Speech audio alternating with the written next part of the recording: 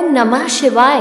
आप लोग बैजनाथ धाम का नाम तो सुने ही होंगे, लेकिन आपको पता है कि बैजनाथ धाम मंदिर की क्या कथा है? नहीं जानते हैं तो आप जान जाए बैजनाथ धाम की अलग अलग चमत्कारी कथा। कथा सुनने से पहले आपसे अनुरोध करते हैं कि कृपया मेरे चैनल को सब्सक्राइब कर ले, ताकि आपके लिए हम ऐसे ही अलग अलग कथाएं लाते रहें। बैद्यनाथ ज्योतिर्लिंग की पौराणिक कथा। श्री बैद्यनाथ महादेव की कथा। एक बार राक्षस राज रावण ने हिमालय पर स्थिर होकर भगवान शिव की घोर तपस्या की। उस राक्षस ने अपना एक एक सिर काट काट कर शिवलिंग पर चढ़ा दिए। इस प्रक्रिया में उसने अपने 9 सिर चढ़ा दिया तथा 10वें सिर को काटने के लिए जब वो तैयार हुआ, तब तक भगवान शंकर प्रसन्न हो उठे। प्रकट होकर भगवान शिव ने रावण के 10 सिरों को पहले की ही भांति कर दिया। उन्होंने रावण से वर मांगने के लिए कहा। रावण ने भगवान शिव से कहा कि मुझे इस शिवलिंग को ले जाकर लंका में स्थापित करने की अनुमति प्रदान करें। शंकर जी ने रावण को इस प्रतिबंध के साथ अनुमति प्रदान कर दी कि यदि इस लिंग को ले जाते समय रास्ते में धरती पर रखोगे तो यह वहीं स्थापित हो जाएगा। जब रावण शिवलिंग को लेकर चला तो मार्ग में चिताभूमि में ही उसे लघुशंका पेशाब करने की प्रवृत्ति हुई। उसने उस लिंग को एक अहीर को पकड़ा दिया और लघुशंका से निवृत्त होने चला गया। इधर शिवलिंग भारी होने के कारण उस अहीर ने उसे भूमि पर रख दिया। वह लिंग वहीं अचल हो गया। वापस आकर रावण ने काफी जोर लगाकर उस शिवलिंग को उखाड़ना चाहा, किंतु वह असफल रहा।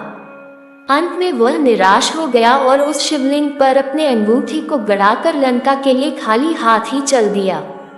इधर ब्रह्मा, विष्णु, इंद्र आदि देवताओं ने वहां पहुंचकर उस शिवलिंग की विधिवत पूजा की।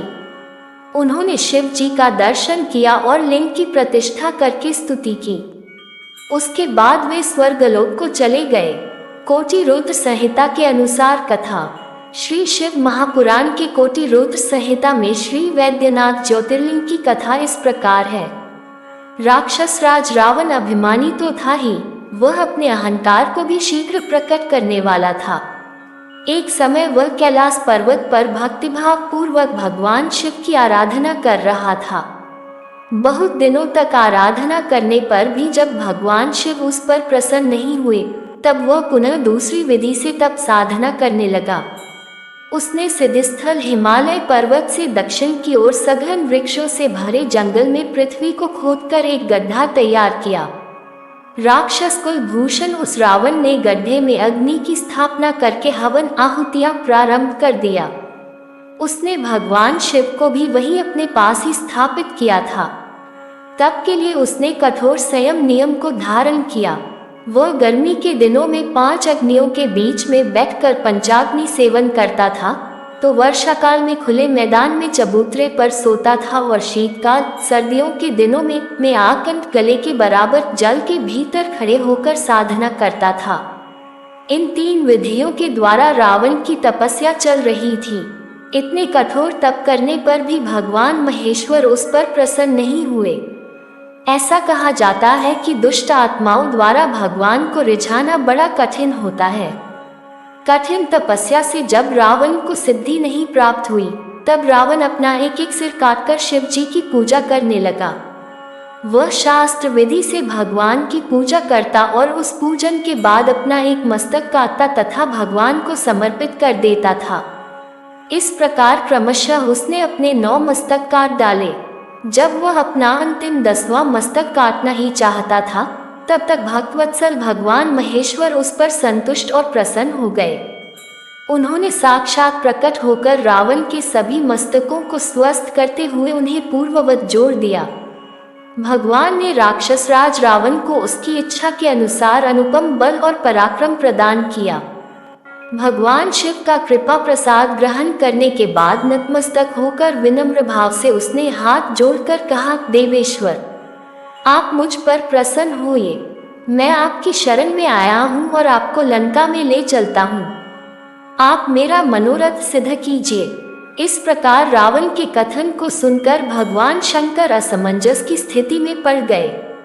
उन्होंने उपस्थित धर्म संकट को टालने के लिए अनमने होकर कहा, राक्षस राज, तुम मेरे इस उत्तम लिंग को भक्ति भाव पूर्वक अपनी राजधानी में ले जाओ, किंतु ये ध्यान रखना, रास्ते में तुम इसे यदि पृथ्वी पर रखोगे तो यह वहीं अचल हो जाएगा।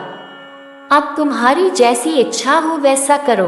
प्रसन्नो भव देवेश लिंता च त्वा नयाम्यहम् सफलम कुरु मे कामं त्वामः शरणगत इत्युक्तश्च तदा तेन शंभुर्वै रावणेन स प्रत्युवाच विचेतस् सन् परमं गत श्रुवता राक्षस श्रेष्ठ वचो मे सार्वतया नियता स्वगृहे मे हि सद्भक्त्या लिंगमुत्तमम् भूमौ लिंग यदा त्वं च स्थापयिष्यसि यत्र वै स्थास्यत्यत्र न संदेहो यथेच्छसि तथा कुरु। भगवान शिव द्वारा ऐसा कहने पर बहुत अच्छा, ऐसा कहता हुआ राक्षस राज रावण उस शिवलिंग को साथ लेकर अपनी राजधानी लंका की ओर चल दिया।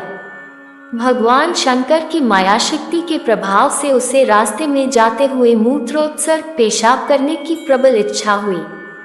सामर्थ्यशाली रावण मूत्र के वेग को रोकने में असमर्थ रहा और शिवलिंग को एक ग्वाल के हाथ में पकड़ा कर स्वयं पेशाब करने के लिए बैठ गया। एक मुहूर्त बीतने के बाद वह ग्वाला शिवलिंग के भार से पीड़ित हो उठा और उसने लिंग को पृथ्वी पर रख दिया। पृथ्वी पर रखते ही वह मणिमय शिवलिंग वहीं पृथ्वी में स्थिर हो गया। जब शिवलिंग लोक कल्याण की भावना से वहीं स्थिर हो गया, तब निराश होकर रावण अपनी राजधानी की ओर चल दिया। उसने राजधानी में पहुंचकर शिवलिंग की सारी घटना अपनी पत्नी मंदोदरी से बताई। देवपुर के इंद्र आदि देवताओं और ऋषियों ने लिंग संबंधी समाचार को सुनकर आपस में परामर्श किया और वहां पहुंच गए। भगवान शिव में अटूट भक्ति होने के कारण उन लोगों ने अतिशय प्रसन्नता के साथ शास्त्र विधि से उस लिंग की पूजा की। सभी ने भगवान शंकर का प्रत्यक्ष दर्शन किया।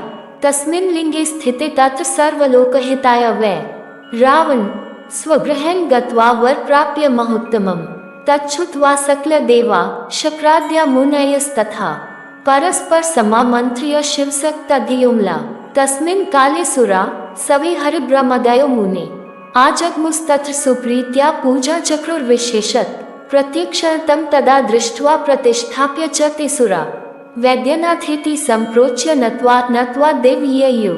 इस प्रकार रावण की तपस्या के फलस्वरूप श्री वैद्यनाथेश्वर ज्योतिर्लिंग का प्रादुर्भाव हुआ, जिसे देवताओं ने स्वयं प्रतिष्ठित कर पूजन किया। जो मनुष्य श्रद्धा भक्ति पूर्वक भगवान श्री वैद्यनाथ का अभिषेक करता है, उसका शारीरिक और मानसिक रोग अतिशीघ्र नष्ट हो जाता है। इसलिए वैद्यनाथ धाम में रोगियों व दर्शनार्थियों की विशेष भीड़ दिखाई पड़ती है। बैजू नामक चरवाहे की कथा। एक अन्य प्रसंग के अनुसार ब्रह्मा के पुत्र पुलस्त्य सप्त ऋषियों में से एक की 3 पत्नियां थीं। पहली से कुबेर, दूसरी से रावण और कुंभकर्ण, तीसरी से विभीषण का जन्म हुआ। रावण ने बल प्राप्ति के निमित्त घोर तपस्या की। शिव ने प्रकट होकर रावण को शिवलिंग अपने नगर तक ले जाने की अनुमति दी। साथ ही कहा कि मार्ग में पृथ्वी पर रख देने पर लिंग वहीं स्थापित हो जाएगा। रावण शिव के दिए 2 लिंग कांवरी में लेकर चला। मार्ग में लघुशंका के कारण उसने कांवरी किसी बैजू नामक चरवाहे को पकड़ा दी। शिवलिंग इतने भारी हो गए कि उन्हें वहीं पृथ्वी पर रख देना पड़ा। वे वहीं पर स्थापित हो गए। रावण उन्हें अपनी नगरी तक नहीं ले जाया पाया। जो लिंग कांवरी के अगले भाग में था चंद्रभाल नाम से प्रसिद्ध हुआ तथा जो पिछले भाग में था वैद्यनाथ कहलाया। चरवाहा बैजू प्रतिदिन वैद्यनाथ की पूजा करने लगा। एक दिन उसके घर में उत्सव था। वह भोजन करने के लिए बैठा, तभी स्मरण आया कि शिवलिंग पूजा नहीं की है। सो वह वैद्यनाथ की पूजा के लिए गया। सब लोग उससे रुष्ट हो गए। शिव और पार्वती ने प्रसन्न होकर उसकी इच्छानुसार वर दिया कि वह नित्य पूजा में लगा रहे तथा उसके नाम के आधार पर वह शिवलिंग भी बैजनाथ कहलाया। शिव पुराण में कई ऐसे आख्यान हैं जो बताते हैं कि शिव वैद्यों के नाथ हैं। कहा गया है कि शिव ने रौद्र रूप धारण कर अपने ससुर दक्ष का सिर त्रिशूल से अलग कर दिया। बाद में जब काफी विनती हुई तो बाबा वैद्यनाथ ने तीनों लोकों में खोजा पर वह मुन नहीं मिला। इसके बाद एक बकरे का सिर काटकर दक्ष के धड़ पर प्रत्यारोपित कर दिया। इसी के चलते बकरे की ध्वनि ब ब ब के उच्चारण से महादेव की पूजा करते हैं। इसे गाल बजाकर उक्त ध्वनि को श्रद्धालु बाबा को खुश करते हैं। पौराणिक कथा है कि कैलाश से लाकर भगवान शंकर को पंडित रावण ने स्थापित किया है। इसी के चलते इसे रावणेश्वर बैद्यनाथ कहा जाता है। यहाँ के दरबार की कथा काफी निराली है। तो बोलिए शिव शंकर भोलेनाथ की जय, बाबा बैजनाथ धाम की जय।